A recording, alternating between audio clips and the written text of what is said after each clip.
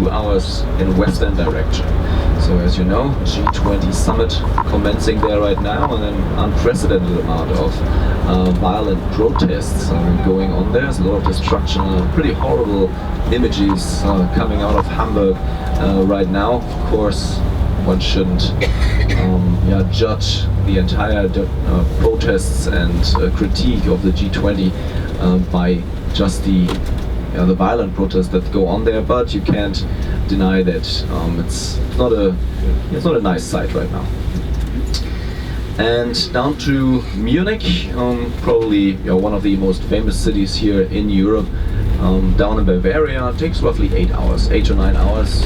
Here in Germany, people usually take the car to go from A to B, and so since we have such a vast autobahn system here, it takes roughly 8 to 9 hours to go down to Bavaria and to cross the entire country of Germany, here from the northeast, from the Isle of Rügen down to the Swiss-French border, roughly 11 hours. So not a very large country by, let's say, US, Canadian or Australian standards, but yeah, nonetheless, largest country here in the Eurozone with 82 million people.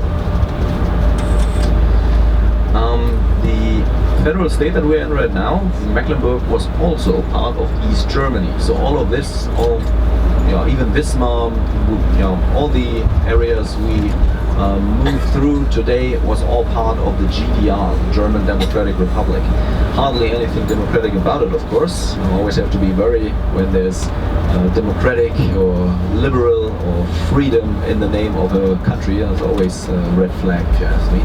But in any case, this was part of the GDR, and of course in 1990 both Germany's, the East and the West, were reunited after the wall came down just less than a year earlier in November '89.